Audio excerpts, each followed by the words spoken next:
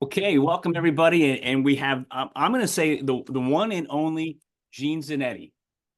Gene, how you doing? Welcome to the show. That's probably one of the few things you can't say about me because my dad's Gene Zannetti and my son's Gene Zannetti, so I'm not the one and only. Oh, well, you're the Gene Zannetti. How's that? We could go with that. Yeah, well, we'll go with that. But listen, Well, I'm really excited to have you on the show. Um, and for everybody who doesn't know, you and I met. It's got to be what a couple years ago now, yeah. and I found you. I think I found you through LinkedIn, right? Where I saw you doing your talks, and I said I got to talk to this guy. You know, he was doing such a phenomenal job, and then I connected with your brother Jeff, and we ended up talking about stuff, and then we brought you into my company, and you did a 13-week mindset program for us, and it was just I think it was awesome. And I got tons of notes, tabs, and everything. And we're going to drive the chat today around all of that. Is what I love to talk about. But before we get rolling, um, let everybody know, a little bit about you, your cause, and the sport you played in college, and what your whole program's about. Yeah, absolutely. Myself, my brother Jeff, younger brother Greg, we were all, athletes growing up, played baseball, football, wrestling. Wrestling was our main sport. So we did that from really the youth right through college. Jeff and I wrestled at the University of Pennsylvania. We were nationally ranked in the top 20 all Ivy League wrestlers. Our younger brother Greg, he wrestled at Rutgers. I was at Rutgers 3 years, transferred to Penn for my last two, but Greg was at Rutgers all 5 years, including the redshirt year, Yeah. ranked as high as sixth in the country. He's now a priest. Our Catholic faith was always very important to us. And, we knew how mental the sport of wrestling is, and not just wrestling, but life. We were always dedicated trying to be the best we could act athletically, academically, socially, thinking about our career. Well, how do you excel? What's the missing link? How do you get to your goals? And you find everyone says that your success is 90% mental. But then when you ask people about their preparation or their training in any walk of life, they say their preparation is almost 100% physical. Right. Well, you don't have to be a mathematician to see there's something wrong there. So when I learned about the field of sports psychology, I mean, my mom always watched like Tony Robbins, Dr. Yeah. Phil, Yeah. and my Yeah. dad was always big with sports. So the combination of that sports and psychology, once I learned that was a field, then I said that's one of the most interesting things I could think of. How do you get more out of yourself? And it applies to really everything. Yes. So we left our jobs. I was a school psychologist. Jeff was a financial advisor, and we left our jobs. We started Wrestling Mindset. I originally started doing this in 2008, but we formalized the business in 2012. And at this point in time, we've worked with tens and thousands of athletes, really of all sports. We said businesses. Yeah. The Huntington Learning Center, San Francisco Conservatory of Music, about 30 UFC fighters, the Olympic team. So it's grown into a pretty big operation. We have about 95 employees across the country, and just using sports as a vehicle to build virtue and mental skills for life. Or if we're working with a business, building those mental skills that'll help people succeed in their career, Yeah. but also in life as a parent, in society. Yeah. So it's all mental. No, it's everything's mental, right? And when you came to our office a while back, and you talked about that percentage of the 90-10, and, Yeah. and I can't tell you how many times now I use that line and talk to people about, hey, you spend 90% of your time working on your body, and maybe 10% of your time working on your mind. Like your mind is what controls your body. Right. You know what I Right. mean? And people once they hear, like, man, I can't. Wow, that makes a lot of sense. So I know you put together your mindset principles. And I have that on my wall at my house. You've seen that. Yeah. And Yeah. everybody here has we have the poster. It's phenomenal. Can you touch on that? The mindset principles and how you came about that, and how that became the foundation of what you're doing. Yeah. We get a lot of reps from the neck down, but we don't get a lot of reps from the neck up. Right.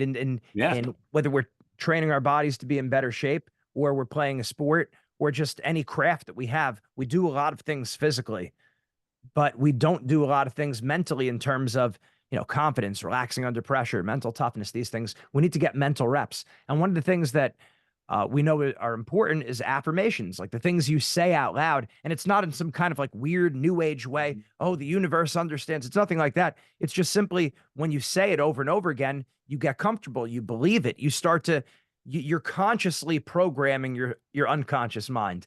That's what's happening. That's the mechanism behind all that. So really, that's what we said. We want to have something for our mindset program where people are getting regular mental reps.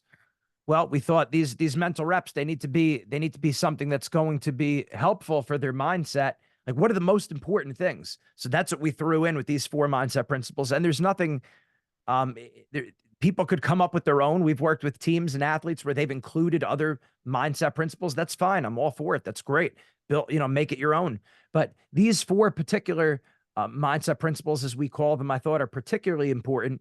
Beginning number 1, I'm thankful for the opportunity. Whether we, if you're working, I'm thankful for the Yeah. opportunity Yeah. to work. I'm thankful for the opportunity to wrestle. Whatever it is you're doing, saying you're thankful for that opportunity, that's tremendously important Yeah. because gratitude is the foundation. It's very hard, if not impossible, to have an attitude to be thankful and mad at the same time, thankful and sad at the same time, or thankful and really afraid. All the Yeah. negative emotions. It's Yeah. gratitude offsets them, right? So starting with I'm thankful. Number 2, I'm aggressive and relentless. In business, you might call that being tactfully tenacious. In sports, Yeah. it's okay to say aggressive, right? But Yeah. we all do need to be thinking, I need to make my own breaks. I need to take personal responsibility. You want to, the people who usually are successful are not the ones who let things happen. They're the ones who make things happen. So you have to be a hustler. You have to be a go-getter. So I'm aggressive and relentless. Number 3 is I have no fear of losing or making mistakes because that's what usually holds people back. And Right. number 4 is I never ever give up. Just obviously you could quit. The thing there is you could quit while you're losing, like when things aren't going well. But a lot of people don't realize you could also quit while you're winning or while Yeah. things are going well. You start pumping the brakes and you stop doing the very things that got you there. And then we kind of get content. Not that it's bad to be content, but we don't want to settle when we could do a little bit more. Yeah. Right. So those 4 mindset principles, we look at that as the backbone of our mindset program. And we strongly recommend people say those 4 principles before and after every practice. Or as if we do our mindset training sessions like we did with you guys, your team, we say them before and Yeah. after every one of our mindset sessions. And it's a strong recommendation that people keep saying them on their own. It's Yeah. really helpful. I love the bookends, number 1 and number 4. Yep. Right. Yep. It's be, thankful for the opportunity to whatever, Right. and there's so many, athletes today, they look at, oh, I have to go to practice. Oh, I have to do this. Oh, I have to do that. No, you don't. You get to do that. There's so many kids out there who would love to do that, who want to do that, who can't do that. Right. Right. Exactly. Exactly. Yeah. And that's why you do have to really think about it like that. During COVID, I started kicking our podcast into high gear and I was able to speak to a lot of people that maybe I wouldn't have been able to speak to because no one was doing anything. Everyone was trapped in. And one of the things they all had in common, these ultra high performers, and I got to speak to Ken Shamrock, Chuck Liddell, and other high level business people, Joe Galli. And one of the things they all said was, things could be worse. Like a lot of people have things really bad in this world. It's really hard. Yeah. So that's, we got to remember that there's a lot of people starving to death. There's a lot of people who are illiterate. It's like 1/6 of the world. So we get to do this. You have a Yeah. 10-page paper you have to write in school. Thank Right. God you have that 10-page paper. It Right. means you got into that school and you're on track to accomplish Yeah. something. So Yeah. thankful for the opportunity. Oh, you have a Yeah. lot of work tonight. Hey, thank God I have a job. Thank God I have and I'm reasonably happy. Like maybe am I fully content? No, but I'm in a decent enough place and I'm moving towards something. That's a good thing. Oh, I love that, what you just said, reasonably happy. Because some people think, Gene, that they have to be completely 1,000% happy or they're not happy, Yeah. and being hey, look, when you look at everything, hey, I got it pretty good, and Yep. there's Oh always yeah. people there's always people who have it better, right? But there's a lot more that have it worse, Yeah.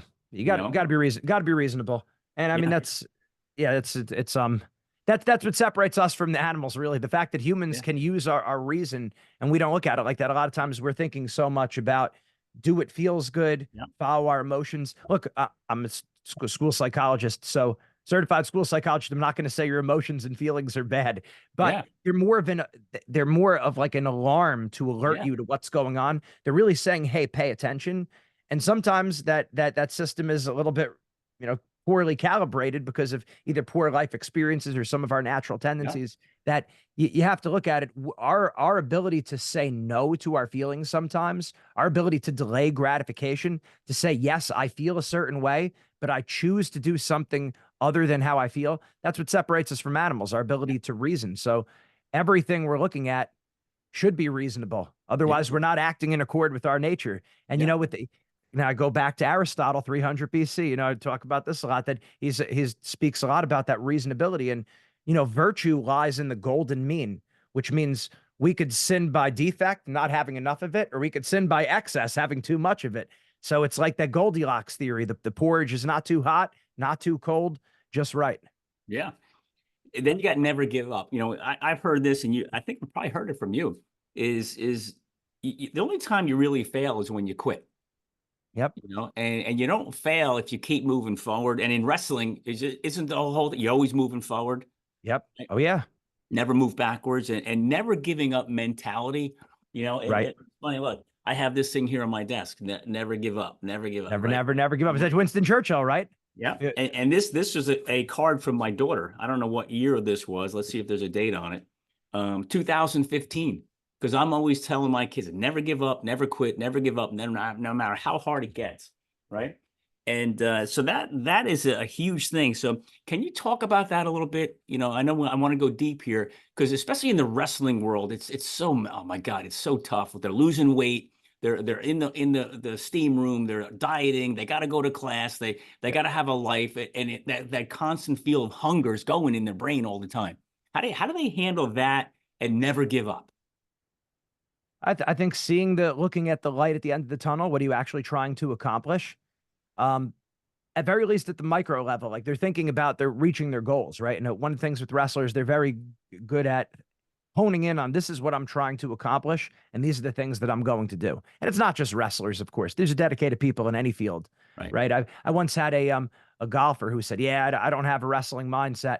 He's like, "I'm a golfer, but I don't have a wrestling mindset." And it's like you start talking to him and he's talking about how much he prepares and what he does. I'm like, listen, you actually do have a wrestling mindset in some ways more than a lot of other wrestlers because of how much time he puts in and how hard it is. Okay, maybe it's not the same physically, but I guess what was the question? So wrestlers, we're good at goal setting where we know, okay, this is what I need to be a state champ or a national Yep. champ, right? But what I would like to see more from wrestlers myself is don't stop there because a wrestler can get their weight down and have the discipline to eat whatever it is, eat less, eat healthier, exercise hard. But a lot of times the wrestlers, then they'll stop there. And then when wrestling ends, well, you should now be, it shouldn't just be, oh, it was just for a match to get into shape or to eat healthy or to sleep right. Let's continue that throughout our life. And some wrestlers make this transition well and apply these lessons to life, to school, and I should say, even before business, to school. Yeah. And a lot of them don't. Like I remember I would do all these things as best as I could right for wrestling. And then for school, not necessarily doing that. Well, you're missing one of the biggest points of all of this. One of the greatest lessons is now use wrestling as this metaphor to now apply to school, to your career, to your family. It shouldn't be compartmentalized. It shouldn't end with wrestling. So let's talk about that mindset. Your book, right? You wrote your book, and I read it. I think I read it in a day. Let's talk about your book. Let's talk about the prey mindset versus the predator, and what does that really mean in not just in sports, but just in life as a whole. Yeah, it's really just, one of the things I realize is just that when you listen to the interviews of high level athletes, they basically say the same thing: control what you could control, forget about what you can't control. Right? Everyone knows that. That's no new news. Everyone knows that. But on the other hand, that's one of the key. That's it right there. If you focus on what you control, not only will you be more successful, you'll be happier. On the other hand, if you focus on things outside of your control, you're likely to be less happy, more distracted, and less successful. So I said, we need to make this into a metaphor, something that people can actually remember. How do we get this message to stick? Why is it that every single person knows this? Focus on what you could control, forget about what you can't control, but it doesn't stick. We need to use more imagery here. So this is where you look at the animal kingdom. And I took an animal behavior class when I was at Penn. I didn't do well in the class. I got a D in it, but I might be one of the few people who's using the information that I learned there. Yeah. And unless we had a veterinarian in the class, but in any event, I learned that predators have their eyes in the front of their head because they're looking for their prey, right? For mammals, lions, tigers, bears. Then when you look at the prey animals, squirrels, chipmunks, rabbits, deer, their eyes are on the side of their head because they have to see what's going on around them so they don't get eaten right away. So for them, so we say eyes on the front like to hunt, eyes on the side like to hide. That becomes our metaphor for really what you're supposed to focus on.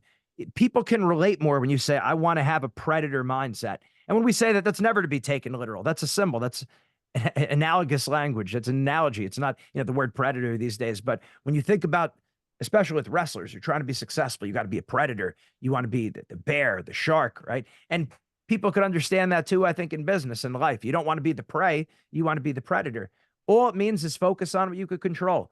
Your preparation, your lifestyle, right? The decisions you make, the actions you take. You could control most of those. A lot of the environments you put yourself in. You can't control every environment you're in, but you could control a lot of the environments you put yourself in. Yep. And then when you're competing, when you're performing, whether it be the performance is a sales call, speaking in front of people, running a business meeting, you're in the performance. It's showtime. The preparation and the lifestyle are kind of like they're in the bank. That is what it is. Now it basically comes down to your effort, your attitude, and your aggressiveness. Again, being tactfully tenacious. So on match day, you can't really focus. You could focus on eating well and sleeping up until then. But right when you take the mat, or right when you're on that sales call, because it's a big part of my business too, that the preparation is what the preparation is or was. Now it's effort. Am I going to go all out or am I going to hold back? You choose to go all out. It's a choice you make at every moment. Even on the call right now, we could choose to go all out. We could choose to hold back. And other people might not know, but we'll know. So am I going to go all out? That's our effort, our attitude, choosing to be what I call stubbornly positive and optimistic. It's a choice to view things in a more favorable light. And it has nothing to do with idealism or putting on rose-colored glasses and ignoring negative. A lot of people have a very poor understanding of what being a positive thinker is. They think it's just, oh, you're happy all the time and you're smiling and rainbows and sunshine and butterflies and we're all holding your hands in a circle singing Kumbaya. That may not. First of all, a lot of times people do these kind of things for show. There's nothing wrong with building camaraderie. But when I say being stubbornly positive and optimistic, it's even when you're having a bad day. It's a choice to focus on what am I grateful for? It's a choice to focus on what is the opportunity here. If someone gets broken up with, you don't do well on a test, you didn't get the sale, you have to lose another 5 pounds as a wrestler. But the last thing you want to do is say, hey, what am I thankful for right now? What do I like? We don't like to do that. That you have to actually push yourself to be a positive thinker. So it's a choice. It's an act of the will. Positive thinker is not a feeling. It's not a feeling. And that was helpful for me too. Just, I think in my spiritual life, learning that love is not a feeling. Love is an act of the will. You don't always like and are happy with the person that you love. Forgiveness. A lot of times I can't forgive this person. Forgiveness is an act of the will. I choose to forgive this person. I'm still mad. Fine. But I chose to forgive them. And that's that. And then once we make that decision, very frequently, the emotions and the feelings eventually catch up to that. So being positive thinker is nothing to do with necessarily smiling or laughing. I choose to focus on what's the opportunity here. What am I thankful for? How can I improve? It's hard. It's really, really hard. Well, it's funny, because Gene, I'm looking at my notes from our sessions we had, and my finger is on staying positive is hard. It's a discipline and an act of will. I wrote that down, highlighted, started I'm like, holy crap. It's so freaking hard to stay positive all the time. And it is an act of will. And also it's even harder to stay positive when you know you need to stay positive in front of the people who want to see you positive and you don't feel like you're positive. Right. Man, that's hard. Yeah. And the thing is, it's like we can be authentic. We can and we should be authentic. Like we understand, like, yes, this is hard right now. We acknowledge the reality. This is not going to be easy. This is going to be a challenge. Fine. But we're going to do the best we can. We're going to choose to put our best foot forward. We're not going to quit. You know, that's so we're not, in other words, this is nothing to do with like a denial of reality, right? Like, that was the big difference for any of the people who like philosophy. The big difference between the Stoics and the Peripatetics. The Peripatetics were the students of Aristotle. The Stoics said that if you became like a master of life, you basically, those people wouldn't feel pain. They wouldn't feel suffering. They would not feel negative emotions. Like that's what a master would look like. And Aristotle said, no, that's not what a person who's fully virtuous would look like. A fully virtuous person would have moderated negative emotions, their sadness, their anger, their fear. They would still feel fear, sadness, and anger, but it would be moderated by reason. Yeah. And I think that's the much more sane approach. And psychologically speaking, what we can't we run into danger if we try to deny our emotions and our feelings. That's part of what makes us human. They're not bad in and of themselves. Yeah. So I mean, this is all leading up to some really cool stuff. Because in your piece here, I wrote another thing, highlighted and noted, it says motivation and focus, right? And you Mhm. talk about, you rarely focus on the outcome goals except when they're tired, bored, lazy, feel peer pressure, or Yep. feel like quitting. Can you touch it, drive that a little Absolutely. deeper? Absolutely. There's outcome goals and there's process goals, right? And where it's good to have both, right? You want to have your outcome goals. What am I looking to accomplish, both long term and short term, right? What is the end result? Whether it's how much money someone's looking to make in their career, what job they're looking to have, what body, what the business they're looking to build, whatever that is, the outcome, right? And sports. I want to be a state champ. I want to be a national champ. In school, I want to get all A's. I want to get into this school. I want to get a certain score in my SATs. Those are the outcome goals. And you have the long-term outcome goals and you have the short-term outcome goals, right? What are my grades going to be this semester? What am I looking for my grades to be by the end of the year and 5 years, right? So those are great, but focusing on the process, our process goals, that's more of our action plan, the way I look at it. What am I looking to accomplish on a day-to-day basis, on a week-to-week basis? Not in terms so much of accomplishment, but accomplishment of, okay, I'm going to study X number of hours. If we're talking about school, I'm looking much more numerical and quantifiable. How many hours? How many reps? Right. So it's, if you could apply that to business, you could apply it to school, you could apply it to sports. What am I doing on a day-to-day basis? What does my week look like? And what does each day look like within that week? How much time am I putting in? How many repetitions am I getting in? Basically, something that's numerical. So you could look at the end of the week and say to yourself very clearly, yes, I did this. Yeah. No, I didn't do it. Now, things aren't always necessarily 100%, but if you're not my thought is if you're not executing your action plan at least 7 out of 10 times, 8 out of 10 times, there's a failure to plan or there's a lack of motivation because a failure to plan or you set unreasonable plans for yourself Yeah. there. Yeah. Something is off if you don't execute your action plan at least 7 out of 10 times in my mind. I think that's being pretty forgiving. I agree, Gene, and I think if you're not doing that, it's because it's not the plan you want. You may have wrote it down, but it's not what you want. Right. And when we met, we talked about like your mindset plan, and you talk your nightly examination, which I Yeah. thought that was really cool. Yeah. Can you talk about that? Yeah, that's big too. I mean, this is you get this from a lot of the so I've learned about this from the examine prayer from Saint Ignatius, where before you examine your conscience before you go to sleep at night, and that this could be done in a spiritual way. It could be done in that supernatural way or the natural way, where you're examining like, hey, how did I do in my eating today? How did I do with my exercise? Yeah. How did I do with my business goals? Am I living on par with faith and morals? Like where am I at? So, one of the key things is gratitude there. That's a big deal. The starting with gratitude. What am I thankful for? Because it's such a counter to all the negativity that we're inevitably going to face in life. Yeah. So what am I grateful for? In fact, if you were examining yourself at the end of the night and all you had was and all you got to was the gratitude part, it's probably that's probably the best. Or Yeah. that's better than if you would have started with anything else. Start with gratitude. Then you could also think of, hey, what are 3 to 5 things I did well? Like, how am I improving? It's very important to see yourself moving in a certain positive direction. It's not saying not, don't be realistic. There's a lot of times you're going to say, okay, in this area of my life, I'm not moving in the right direction, but maybe you took one small step in that right direction today. Focus on that, magnify it so you have some momentum to build on, right? Objects in motion stay in motion, objects at rest stay at rest. Yep. So you want to see that you do have some momentum, at least for your own, for your, it improves your confidence. Yeah. So so you have a few things you did well, and maybe one or two things you did poorly that you feel like you make a good resolution for tomorrow. You're going to do it better there. But it's important. You keep a journal by your bed. We created a success journal for people to use to make it easy, but you just need a piece of paper, write it down. And then, it also helps you, I think, going to sleep too, because sometimes we're tossing and turning, thinking about the next day, thinking about, hey, what did I do well? What do I need to get done tomorrow?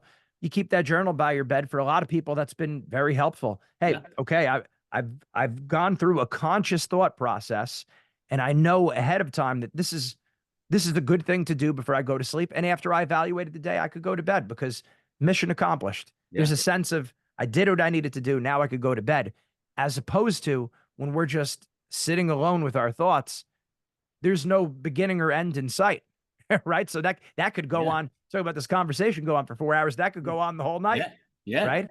Yeah. What ifs, Oh my God, there's so many what ifs, and then it leads into, so I got my Mhm. nightly examination, right? Which I thought was really cool. And I started doing that. I journal every day. I write stuff every day about all the things that I'm grateful for and things I got to work on, things I do well. It's every day. I carry that notebook with me everywhere I go. Nice. But then you talked about accountability buddies. I Mhm. mean, that man, I started doing that here too. And we Yep. paired up with, different managers pair up, and now they hold each other accountable to certain things, and they work with each other on certain things. Talk about that. And because sometimes people say, I don't need to be accountable to anybody. Sometimes they think accountability is a negative word. So talk about that whole process of an accountability buddy and what that really means. Yeah, like any of these things we're saying, you don't have to do it, strictly speaking, but you sure would benefit from it if you just look at what the top athletes, performers in all walks of life. I mean, you have a mentor, you have a coach. It's alone. It's hard doing things alone. It's not, and most of our journey actually is alone. When you think about it, we're mostly alone with our thoughts when we're exercising, we're studying. It's mostly you by yourself, but it's important to have someone to check in with because we all have blind spots. Yeah. We all have different temperaments, and that means we all do some things naturally well, and we all do some that we have some blind spots. Yeah. We things are naturally harder for us in certain areas. So it helps having an accountability buddy who we could check in with, that knows us, knows our goals, who's aware of our blind spots, and will help give us fraternal correction, charitably call us out when Yeah. we're slacking off, or just even ask us the questions like, hey, is this still what you want? Like maybe sometimes what you want changes. That's Yeah. fine, but you should be, it's good to be held accountable there. And it's like anything else. I mean, Alcoholics Anonymous having tremendous success throughout the years, any kind of addiction programs, you have a sponsor, Yeah. right? Bodybuilding, Arnold had Franco Columbu, like you Yeah. have training partners. Yeah. So Yeah. it's some people do it naturally, and other people, if you don't do it naturally, it's something you could just build in Yeah. to your preparation, and it really helps. So, and here's the thing, something else I wrote down. You were talking about accountability buddies. You said we all get trapped in a jail of our own minds. It's You a good know, one. and, and I'm like, I mean, that hit me like a ton of bricks when you said that. I wrote it down, like, man, because we are so true. We get stuck in our minds and we don't let anything else in. Yeah. An accountability buddy, man, they can help you get out of that jail. Yeah. Oh yeah. And that's why, and you want people who it's good. And when we say accountability, but it is good to have one person you check in with on a weekly basis, but Yeah. it's also good to just have some people in your life Yeah. who you will run things by, like decisions you make. I mean, I guess I take this for granted growing up in an Italian family. You don't have to look for advice. Advice finds you. So, so everyone's got something to say about what they think you should be doing. But when I look back, that's very helpful. If people, you have people who do care about you, people who will be honest with you. That's a very good thing. Don't shy away from that. It would be good that everyone writes down, have a list of at least 5 people in your life that you trust, that will give you honest feedback, even if you don't agree with them. That doesn't mean you're not listening to them. You Yep. know, a lot of people confuse that. It's like, oh, you know, if a friend says, "Oh, you never listen to me," or you never, you know, just because I don't make the ultimate final decision that they might want, doesn't mean you're not listening to them, and it doesn't mean that you're not moderating your behavior and shifting some things around, or even weighing different factors in your mind differently. Yeah. It's important to hear other people's opinions. Yeah. So it's, you know, you could look at it, an accountability buddy as one person, but there's no reason it can't be multiple people that when you think of a new idea for business venture, career change, what school should I go to? What do you think about the person I'm dating? Not me, I'm married, but you know, if the person's in that stage, you're Yeah. asking, what do you think about this person? Do they seem like a good fit for me? And you weigh this information. It's Yeah. very important to have other people who could see your blind spots. Yeah. And then ultimately, you have to understand, here's the other side of it. You have to understand that when it comes to your life, you were the general, you were the field marshal. You have to make a decision. And it can't just be an endless series of, well, what am I going to do? What do you think I should do? What do you think? All right, I have 3 yeses from people and I have 4 no's. So the no's outweighed the yeses. I'm not going to do it. That's not at all how it works. It's good to have all that information, but you have the executive decision at the end. Like we were born with that free Yeah. will. That's a gift from God. So you do need to exercise that. It's just not free will, exercising the free will in an arrogant way. A Yeah. person who doesn't take counsel from others is not being reasonable. Yeah. That's what it comes down It, to. it's really giving yourself the opportunity to get out of that mental jail. You know, Yes. it's Yes. huge. It's huge. Yeah. So you know, I always talk about, hey, change your thinking, change your actions, change your results. And so in your program, you talk about target habits. Yep. You know, and you know, and you know, one behavioral change can make, yeah, or what a behavioral change can make on a consistent basis. You know, so Sure. talk about that, a target habit, and how can people look at that and really make a difference moving forward, you know, in what they're doing. Yeah, a lot of times, sometimes picking one specific behavior, one specific action could have, and you focusing on that. Because a lot of times we bite off more than we could chew. We try to change too many things at once. Yes, ideally, we are making progress in all different areas at the same time. But sometimes if you're really honing in on one thing, that one thing could, now you build momentum because you're actually getting it done. If that's your primary focus, you're much more likely to get that one thing done. And then you build that momentum in other areas of your life. You know, it takes between 21 and 28 days to build a habit. Right. So, you know, what does that tell you? That those 21 to 28 days, the first 21 to 28 days are going to be very hard, A lot of very, work. very hard. A lot of Yeah, work. a lot of work and failure sometimes, and that's okay. Like we don't want to have an angelistic view of humans. Like sometimes we're going to fall off the horse. So it's just getting back up as quickly as we can. But that target habit is really good there because now you're not getting overwhelmed. You know, when I first started doing the mindset training, I wrote down what I write down 3 or 4, not principles, philosophies, whatever I call them. It doesn't matter. I said, number one, you have to write it down when it comes rules of mindset training. Yeah. Yeah, just this coming out of thin air. So it's not like these are the 4 rules, just like the mindset principles. They were helpful. Number one, I said, write it down. And the reason why I like that is because our thoughts are very theoretical in our head and abstract. And all of a sudden we get distracted and poof, it's gone. Yep. Right. So when you write it down, you're much more likely to remember it. It's easier to call to mind, not just the memory, but also the feelings that went along with it. Right. So number one, write it down. It gives you a greater sense of control of something that's normally abstract, your thoughts. Number two, what did I say? Keep it simple. Keep it simple because our brains could keep spiraling. Right. So Complicate the heck out of it. yeah. So keep it simple. And number 3 was tied with that. Keep it simple. And I said one thing at a time. So keep it simple and one thing at a time. I look at those as number 2 and number 3.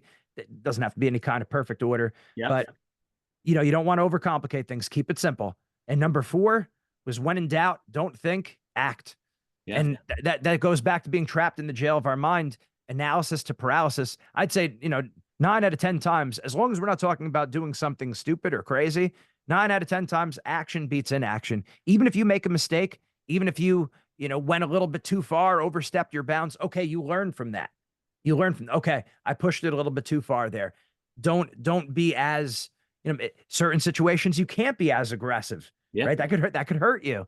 But it's better that you went for it and I overstepped my bounds there. You know, you have to have humility. That's another thing too. It can't just be, oh, I'm going to do it. And then, hey, no problem. I did what I'm supposed to do. No problem. Now we have to be coachable. We have to be Right. teachable. We have to recognize we don't have all the answers. And hey, sometimes I'm going to overstep, or I'm going to overstep or understep. Right? You have virtue, right? It's like, imagine your virtue is that bowling alley, right? Yeah. You could gutter ball to the left, you could gutter ball to the right. And when you're taking a lot of action, you're likely to gutter ball. Yeah. So but as you learn how to stay on that lane. So Or you could always put the bumpers up, put the bumpers up. right? Put the bumpers up. So this leads into the next thing you talked about when we were together, which really jumped out at me, was common thought patterns. Mhm. And you talked about, when you're thinking about your best performance, you talk about your worst performance. So talk about that and how athletes or professionals or whatever they're doing, how that kind of works together.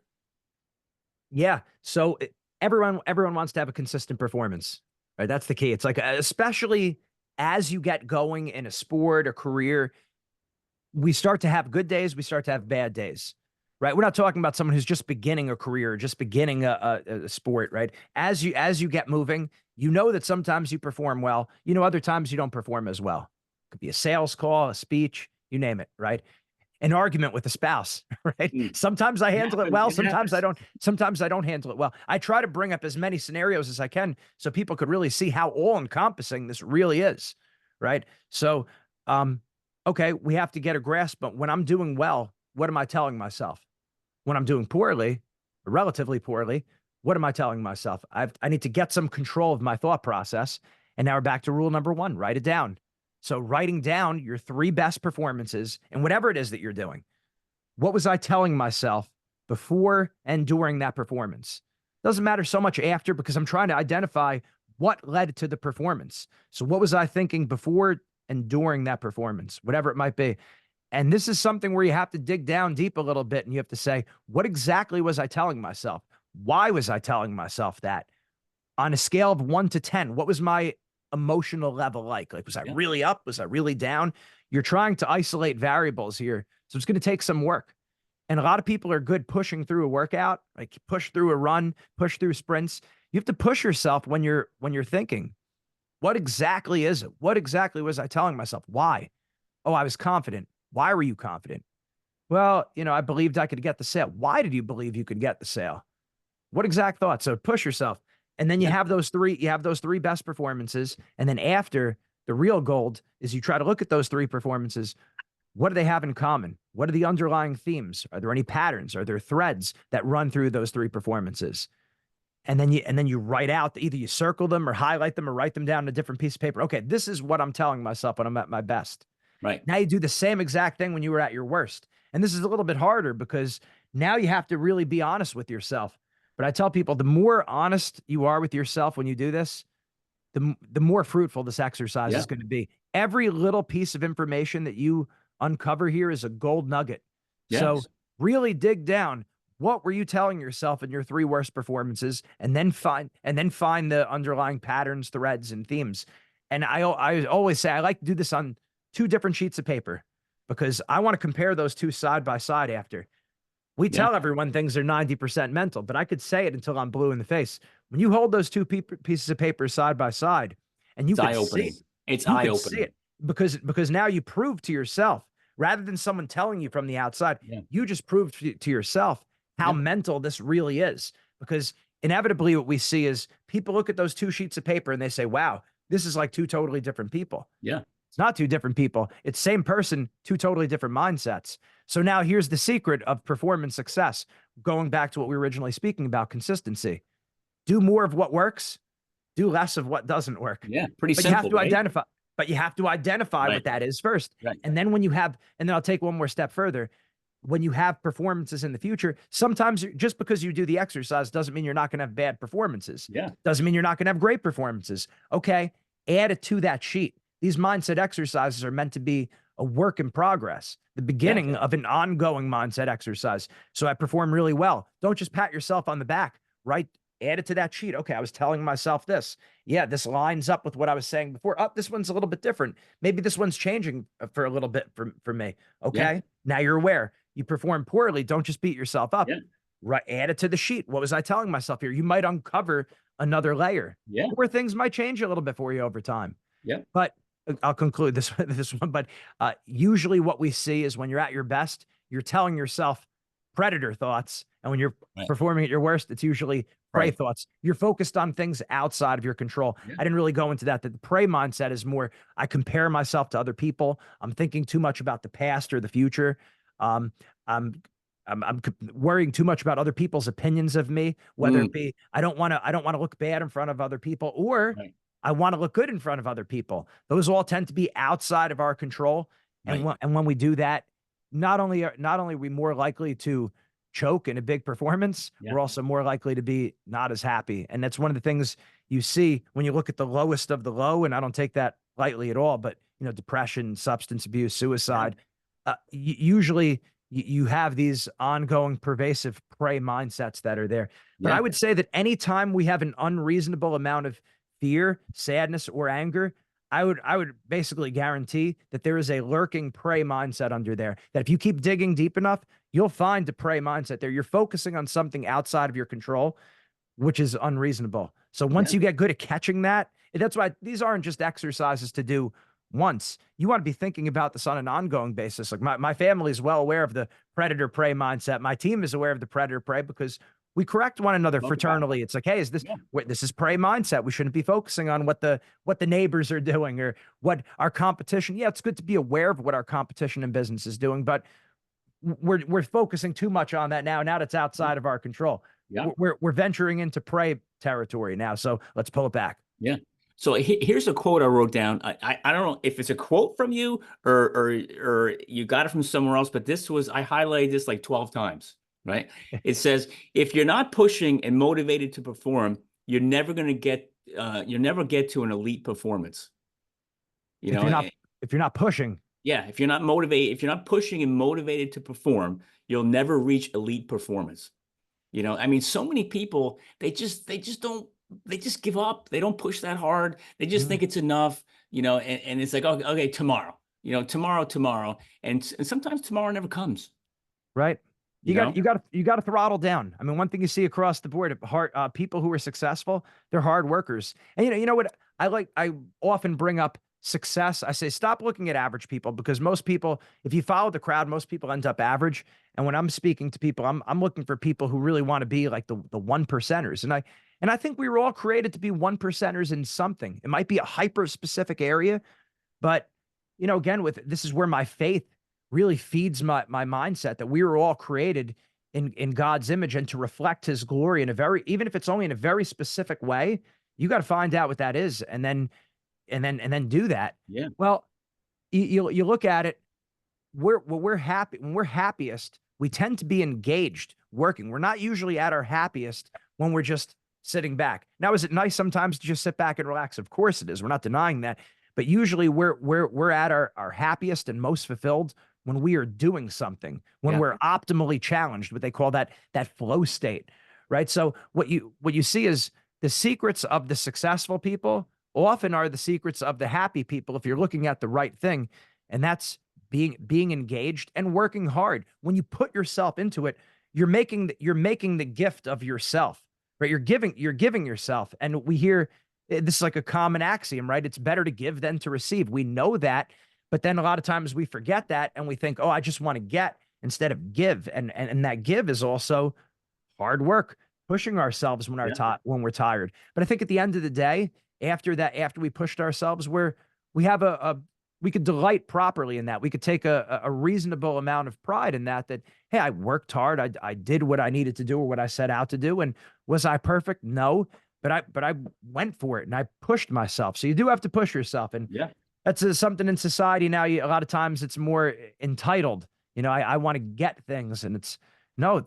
You won't even be happy. You won't even be as happy as you could be if you weren't working hard. So people don't Right. realize that it's like you link it to their happiness too. No, you will actually be happier if you're pushing yourself hard. We're not talking about being completely overworked or overtrained, but the reality is that word gets thrown around a lot these days. Overworked, overtrained. That's not an issue for, I would say, 95% of people. You're probably not working hard enough because the traditional definition of hard work is not nearly hard enough. You need to probably be, all of us, myself Yeah. too. We could be working a lot harder we'd be fine. Yeah. You know?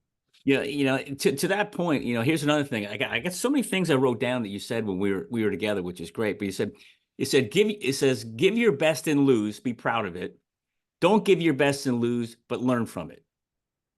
Talk about that. That's huge. Yeah, I mean, you're gonna there's no, like the common saying, it's there's no losses, only learned lessons, right? There's no failure, only feedback. That's touching on a maybe pithy sayings there, but that's touching on a deeper thing there, where you look at, again, high level performers, happy people. Even if things don't work out, they get some lesson from it. They learn something. They use it to move forward, and even viewing it as a blessing in disguise. Like, hey, I blew it. I blew this opportunity. Yeah, but look what I gained from it. Look what I learned there. It's First of all, it's actually a much, even if you did really blow it and like, oh, that was a stupid mistake, and everyone told you to do the other thing and you want to do it your own way and you blew it on your own. It's your fault 100%. Right? Like, yeah, that happens sometimes, right? But we could be down on ourselves there and just keep kicking ourselves while we're down. That's not a sane way to live, No, right? no, It's more sane to say, yeah, I messed up, yeah, and these are the lessons I'm gonna learn from that. So it's a sane way to live life, and it's more fun. Think about it. You don't want to stay down in the dumps, right? I don't think anyone wants to be sad or mad or frustrated. Yeah, it's human. We're going to feel that, but ideally we come out of that as quickly as we can. So yeah, learn the lessons and look at how it's a blessing in disguise. But again, that's an act of the will. yeah. It's a choice. It goes back to it not being a feeling. I'm going to choose to learn from this. I'm going to choose to not let this keep me down, and we'll do better in the future. Yeah. It's choose to move forward with enthusiasm, Right. and just keep moving forward and with enthusiasm, and the rest takes care of itself. You know, Yeah. so let's talk about routines. You talk about routines quiet your mind. I mean Yeah. that because that could go off in so many different directions.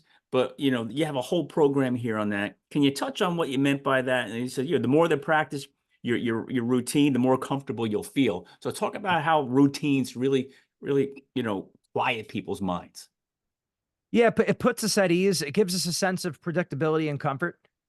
Right. So I think about routine specifically in that, like, right before you perform, whatever it is that you're going, a pre-sales call, a pre um public speaking um routine, a pre-match routine, anytime before you perform. It's rather than being all over the place and kind of being pulled in all different directions. I like to use that exercise we said before, your best performances, worst performances. What were you telling yourself before and during? And now let's build that into your pre-performance routine. So let's access those thoughts and those emotions on command. And the Soviets used to do this in their sports programs. They would have sports psychologists even back in the 60s and the 70s. And their psychologists would say, after a practice, okay, make yourself happy, make yourself sad, make yourself mad. Where basically they learned how to whip up these emotions more or less on command. Now think about how helpful that is when you're in a performance environment to be able to just, okay, make yourself calm. Well, if you're trying to do that for the first time on match day, that's going to be real hard, right? Yeah. You're, Oh my you're God. Yeah. stressing out right before you're going to give a presentation at work. And this is the one day you're going, okay, now let's think about my routine. Now you're going to be doubly nervous because what's my routine and how am I going to do? So you want to establish routines ahead of time. Like, what are you going to be telling yourself? What behaviors are you going to be taking? Is there music that you're listening to? What words are you going to say to yourself? On a scale of 1 to 10, where do you want your emotional level like?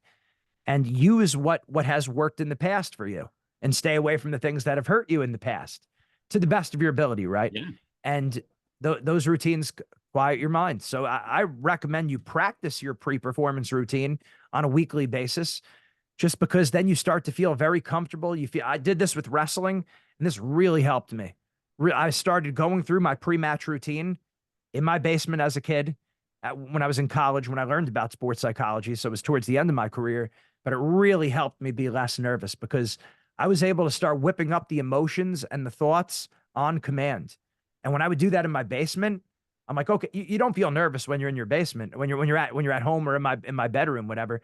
But now I would take that and I would bring that to before matches, and I knew exactly where I wanted to be. Like, I'm feeling this is the way I want to feel before I step Yeah. out there. Now, it doesn't mean you're always going to wrestle well, but I increase my chances because I know it wasn't my headspace, because I put myself Yeah. exactly where I wanted to be, Yeah.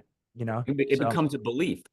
So two more things to touch on is one is then it becomes okay. Evaluation. How do people evaluate themselves? Right. The athletes. What's the best way to do that? Then the next question on top of that is well, how do they manage pressure? Evaluate themselves. Then they're in a pressure situation. It's back and forth. Talk about that because you spent a lot of time with us on that, and that was like self-evaluation and managing pressure. Pressure is a privilege. And you want to be on the mat. Well, the coach knows the only reason they're going to put you on the mat is because you can handle pressure. So talk about those two things. Oh, you're on mute. A lot of times where the pressure comes because we're focused too much on the outcome or what other people are going to think about us, or even disappointing ourselves. So it tends to be more like future oriented or past oriented, or focusing on things outside of our control, right? So what I like to do is, instead of in sport of wrestling, you ask someone, how did the match go? They're either going to tell you what was their record, what was the score, what did they place in the tournament, did they win or did they lose? Guaranteed, that's what they're going to say. And I said, look, I don't care. I want you to win. I want you to do well. I'm upset for you if you lose, but that's not the main point. I want you to focus, start evaluating your matches based on effort, attitude, aggressiveness, that predator mindset. So, and that would go for a sales call as well. Like, maybe you got the sale, maybe you didn't get the call, and maybe you didn't get the sale. How was your effort? How was your attitude? How was your aggressiveness? Were you able to be aggressive at the right time? Right? Were you able to challenge the person at the right time? It doesn't mean you're just plowing forward, right? So that's got to be the our evaluation has to be in terms of that. So we set this up for sports, for business. What was your effort like? A couple tangible yes, no questions. Attitude, positive. Did you stay positive the whole time? And then aggressiveness. Were you aggressive at the right times? Did you go for it? Did you play to win? You don't want to focus on winning, but did you play to win as opposed to playing not to lose? There's a difference between that, right? So that's a big thing that we strongly recommend our people move through. After you're done competing, don't just bask in the win or the loss. What exactly were you telling yourself? What exactly were you telling yourself? And what did you do in that competition or that performance based on effort, attitude, aggressiveness? And again, our evaluation is it's a guideline, not gospel. So anyone could take our evaluation and say, oh, okay, I see what you're getting at. Let me add these points that aren't on our sheet that they could hold themselves accountable to as well. And then by getting those back to mental reps, if you go through that evaluation after your performances, you stop thinking after you compete or after you perform, you're not just thinking about the outcome. Did I win? Did I lose? Did I get the sale? Did I not get the sale? And all this. You're thinking about how's my effort? How's my attitude? How's my aggressiveness? So the point of the evaluation is to get you to retrain your brain to judge your performance based on your actual performance rather than the outcome. Normally, if you keep improving your performance, the outcome takes care of itself. That's awesome. So the outcome takes care of itself. Then it leads into the last piece I wanted to touch on with you is confidence. Yes. Talk about, the athletes coming either in high school, coming out of high school, going into the college level, wrestling at your level, which is the elite level of wrestling in college, right? Talk about, how do these guys or girls, how can they build and focus and just keep growing their confidence? Yeah, this is something we spend a lot of time on. I mean, you need to know the exercises. It's like anything else with how do I get stronger legs? Okay. You got to squat, you got to deadlift, you got to do leg presses, thigh curls, step ups, leg extensions, and so on and so forth. You got to know the exercises. Same thing if you're trying to build stronger arms. You got to know what are the exercises that build confidence. I remember when I was a psychology student, when you'd read books about confidence, it'd be a very long explanation of what confidence is. And then they'd give you a few exercises at the end of the chapter in kind of like list form. And what do people usually do? They skip the exercises and they go on to the next chapter. That's the whole gold right there. You burned all your good focus on learning what confidence is. We all kind of know what confidence is, even if it's not a perfect definition, textbook definition of confidence. You know what confidence is. We don't need to talk about that. Right. What you want me to talk about is, how do I build the confidence? Yeah. How do I get there? And that's why with our program, if you notice our worksheets, very small explanation of what we're learning and more, hey, let's build these different muscles. So with confidence, there's several things there. There's what are things that have made us confident at the most surface level, basic level. What are things that make me confident? Certain quotes. We have our favorite motivational quotes or confidence quotes. Could be movies or songs that we listen to or words that we tell ourselves that trigger past memories. At the simplest level, those things help make you a little more confident. Not Yeah. tremendously, but they'll help. They'll help push you up. Thinking about at a more at a deeper. Oh, and then also at a more surface level, but still very important. What does confidence look like? The way I walk, the way I talk, the way I carry Highly agree. myself, that's going to influence your confidence. So what does confidence look like? What do you look like when you're the most Yeah. confident? You could look at other people and say, "Oh, this works for them, that works for them. Maybe I like this. I'll use this for myself." But you still have to be you. You have to be your version of confidence. Yeah. So it's that's going to help you also. Acting confident is going to make you feel more confident without a doubt. So but again, it's still now we're still dealing more like Yeah. surface level. As the deeper level, feeling like I can get the job done, I'm capable of succeeding. That's going to come with things like, well, what are my personal strengths? What am I good at? What are my past successes? So I really start feeling like, yes, I can do this. I have succeeded in different areas before. I have succeeded in this area before, at least at some level.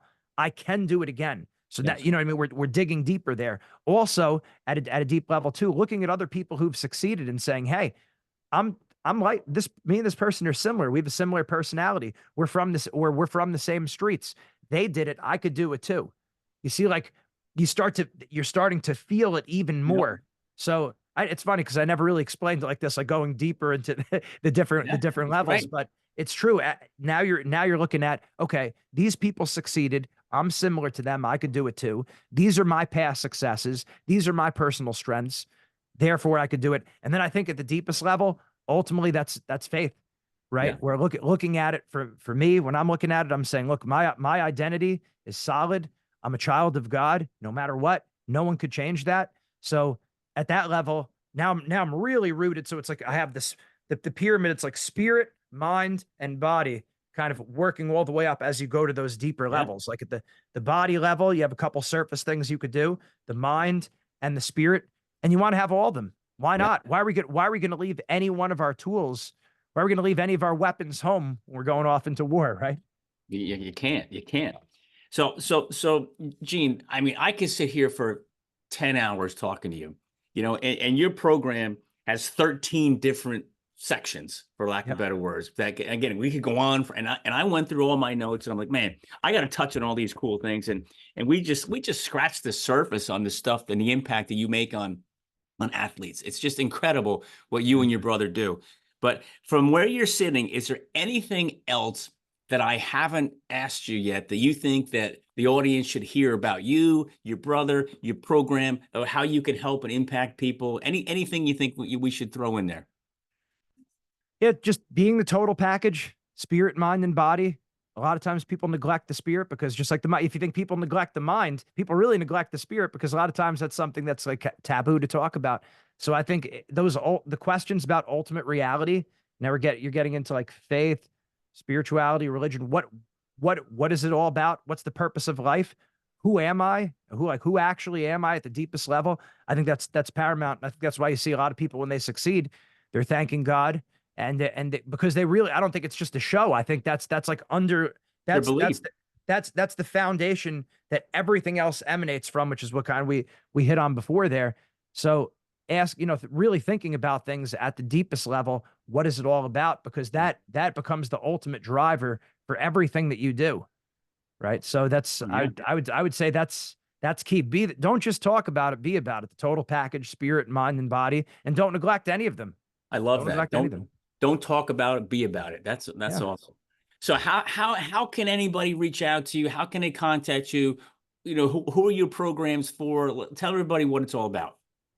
Yeah, it's for everyone. Work with all, not just sports, but as we said, businesses like we did Yeah. with you guys, and work like we said, music, everything. Huntington Learning Center. We've done all this, so we're dedicated to building mental skills and virtue for life, right? And we work with a lot of high performers. We work with a lot of people who want to be high performers. We work with a lot of people who just want to be a little bit better. And there's a lot of people too who are looking to overcome very specific mental blocks. And some people who are just looking for the mentorship and ongoing life lessons. All of it is important. We spend so much time working on our bodies, We spend so much time in the X's and O's of whatever, whether our career or business or school.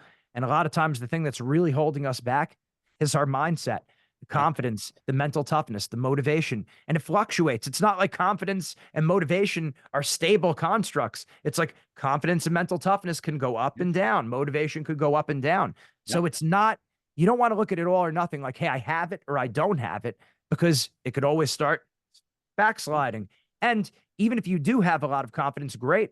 Now take that to the next level and really make that your superpower. Yeah. Right. So everyone needs to be working on their mindsets. We're happy to help. We do one-on-one mindset coaching. We have a youth mindset program. We work with teams as a group. I do motivational speaking. So they can always find us at wrestlingmindset.com. Go to our Instagram page, Wrestling Mindset. Also Z Winning Mindset. My information's not that hard to find. I'm happy to help people. Yeah. I love doing this. This is what I believe my calling is. So however I could help, please reach out. I'm happy to Yeah. help. Don't forget the text message. What's the phone number for that? Yes, text mindset one to the number 84576. So mindset and then the number one, not the word one, mindset one, and then text that to the number 84576. Get a daily motivation. We have about 10,000 people across the country that are getting it. I get it every day, and I Awesome. use it. I get it. I use it, and I share it with the guys I work with. And I would say a lot of your stuff, I can't pinpoint all of it because there's just so much that I use on a consistent, regular basis with the guys here. And you, Gene, you've impacted me. Your brother has impacted me. You've impacted our firm. You guys have done an outstanding job. And anybody who's listening, I highly recommend you guys to any corporation, any school, any team, any individual one-on-one. The value you're going to get from these guys is it's incredible, and just stuff you're going to take and use every day. So Gene, thanks for being here. I really appreciate it. And I definitely want to have you back because there's just so much to talk about. I'm only brushing the surface here. We got hours of things to talk about, but Happy to do it. Content is king this day and age. So just let me right. know. We'll find a time. We will Thanks for having definitely, me, Jeff. we definitely will, Gene. And I really can't wait to have you back. Talk to you soon. All right. Take care.